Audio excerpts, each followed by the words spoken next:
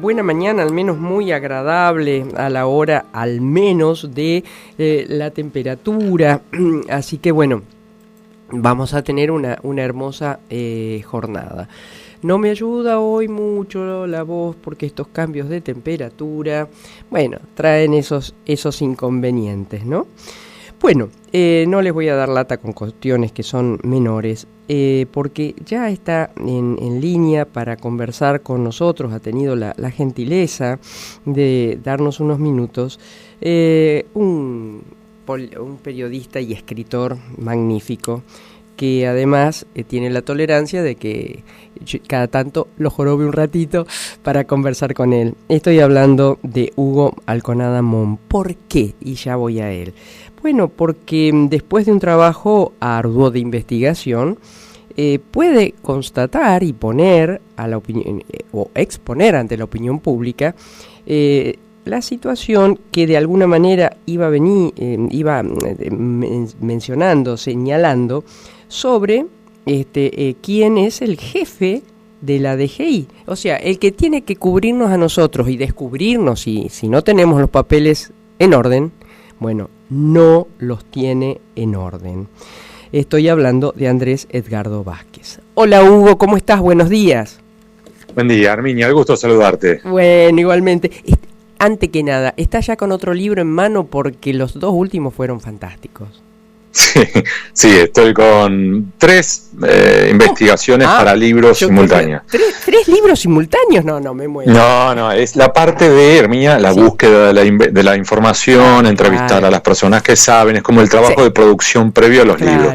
Claro. Hay uno que espero terminar de darle forma a principios del año que viene. Y ahí hablaremos sobre eso. Por supuesto, como siempre. ¿Formato novela, Hugo? Sí, pero en este caso el que podría salir pronto es no ficción. Va a ser una novela no ficción. Es un caso real, porque hay ocasiones, y vos bien lo sabés, en que la realidad supera la ficción. Sí, vaya que sí. Bueno, gracias y estaremos ahí atentos y disfrutándote. Hugo, vos venías siguiendo y sostenido por el Consorcio Internacional de Periodistas que trabajan con la seriedad que estos casos merecen, ¿no? Hasta llegar a tener, hoy por supuesto que recomiendo en La Nación la lectura, que es una larga lectura, pero donde están prácticamente todas las pruebas. ¿Nos contás sobre el señor Andrés Edgardo Vázquez?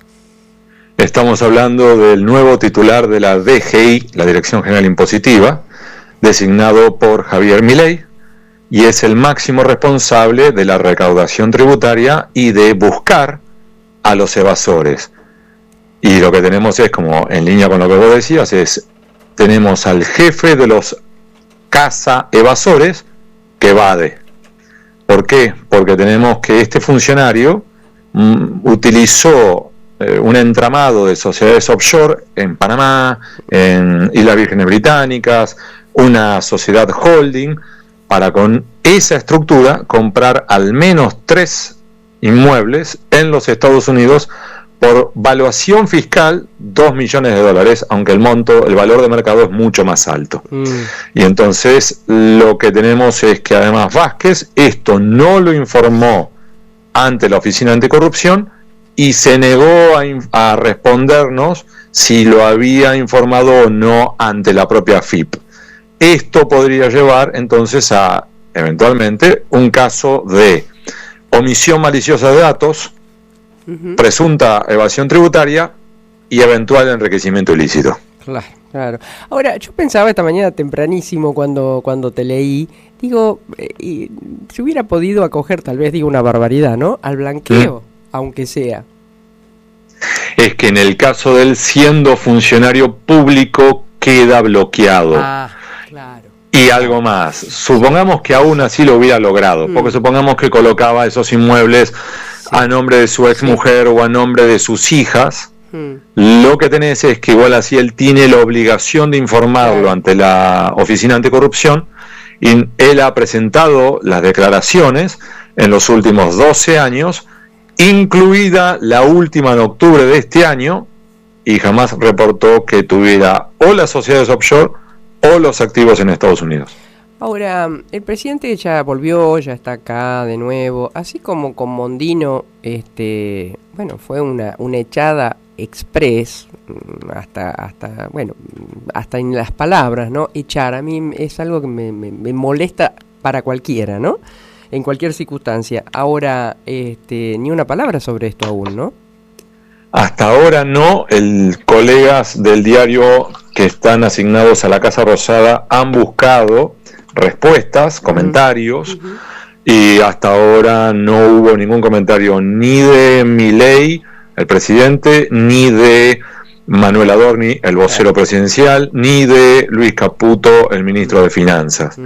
Recordemos, estamos hablando de Andrés Edgardo Vázquez, el actual titular de la DGI designado por Milei, que ya levantaba resistencias internas. Claro. A mí me llamó mucho la atención, yo no me acuerdo ahora, ayúdame, creo que fuiste vos o si no otro colega, que decían que cómo vendría la mano que no firmó nadie su designación salvo la intrépida ministra de Seguridad Bullrich y el propio presidente, ¿no? En efecto, eso fui yo. ¿Por qué? Para los oyentes, para que comprendan. Por el rango, al titular de la DGI lo designa la titular de la FIP. A ver, dentro del organismo tributario hay como una pirámide. Arriba de todo, la titular de la FIP, que en ese momento era Florencia Mizrahi. Sí. Por debajo está el titular de la DGA, Dirección General de Aduanas, titular de la DGI, Dirección General Impositiva.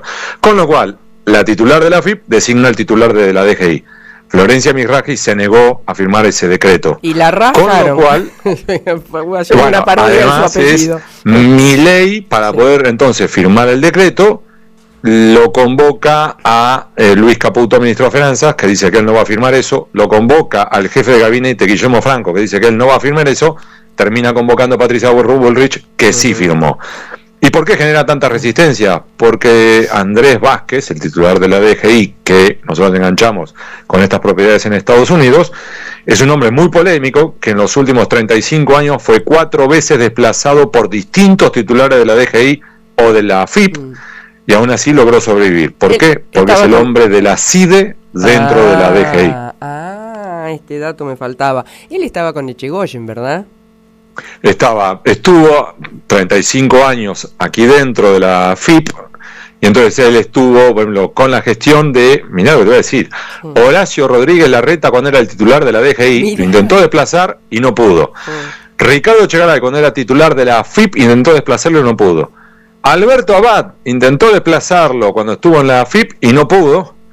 Y finalmente termina siendo desplazado cuando vuelve el gobierno de Cambiemos y queda en la aduana de La Plata. Pero de allí es donde ahora lo ascienden con, si querés, el padrinazgo doble de Lucas Nehamkis, que es la mano derecha de Jaime Estiuso, y de Santiago Caputo, la mano derecha de Javier Milei. Claro, vos te adelantaste a la pregunta que te iba a hacer. ¿Quién era su padrino o sus padrinos? Que me lo acabas de decir.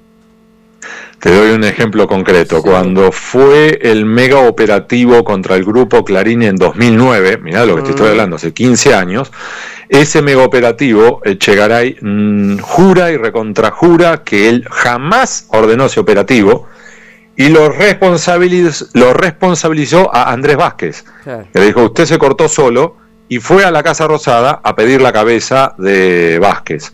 En la Casa Rosada, Cristina Fernández de Kirchner le dijo que sí, que lo echara. Pero por el escándalo público, por toda la conmoción internacional que generó eso y demás.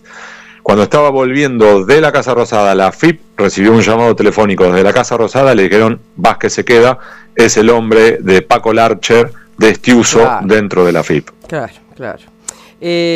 La última pregunta, dado estos padrinazgos, ¿no? Y dado que el presidente Milei, lo hemos visto este fin de semana, en realidad, cuando fue lo de expulsar al senador por Entre Ríos, Cuadra, como que por momentos se abraza más que nadie a la ley y por momentos denosta absolutamente los poderes y la ley.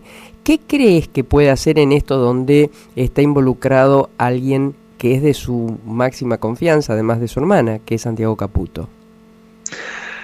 Esa es la pregunta del millón, Herminia. ¿Por qué? Porque las veces que él ha removido a funcionarios, desde Nicolás Pose hasta, como bien mencionabas antes, Diana Mondino, pasando por muchos otros, el ministro Ferraro, y el titular del ANSES, etcétera. Siempre fueron decisiones que él tomó por iniciativa propia. En este caso, si él tomara la decisión de desplazarlo a Vázquez, no sería por iniciativa propia, sino por una investigación periodística. Claro. Entonces, no sé si Milei querrá dar el brazo a torcer frente a lo que él define como los esbirros, ensobrados. Sí. En mi caso, él me ha tratado de, perdón por la expresión, de sorete, de retrasado mental, de esbirro, con lo cual no sé si Milei estará dispuesto a dar ese paso. Claro. Como siempre, Hugo, un placer y gracias por estar siempre dispuesto a charlar un ratito, ¿eh? El placer es mío, Armiña. Gracias. Un gusto saludarte. Igualmente para mí. Bueno, hemos hablado con el colega Hugo Alconada Mon. Recomiendo enfáticamente que lean la nota de hoy en La Nación de Hugo. Bueno, para enterarnos un poco más, está muy patinoso el gobierno del presidente Milei con la corrupción. Está muy patinoso, porque a ver, los periodistas estamos casi obligados a pensar, no les voy a decir mal, a pensar con nuestras reservas. Si se plantea un esquema, un escenario, hay que mirar otro escenario. Entonces, ¿por qué alguien que asume dándole la espalda al Congreso de la Nación le armó tal problema, para no decir una mala palabra, a su vicepresidenta al echar al senador Cuéllar? ¿Qué pasa? Uno tiende a pensar, ¿habrá más involucrados? Siempre que hay alguien que se corrompe, hay un corruptor. No estoy diciendo que sea el presidente, que sea el gobierno. Digo, ¿por qué de golpe Milei, o es tal su odio hacia su compañera de fórmula elegida conjuntamente, Victoria Villarruel, que cualquier cosa vale? Ahora, ¿por qué ante este hecho tan categórico y sustentable, porque están en el trabajo que es largo, están todos los elementos, ¿por qué demora? Bueno, querido Nico, ni te dije hola, querido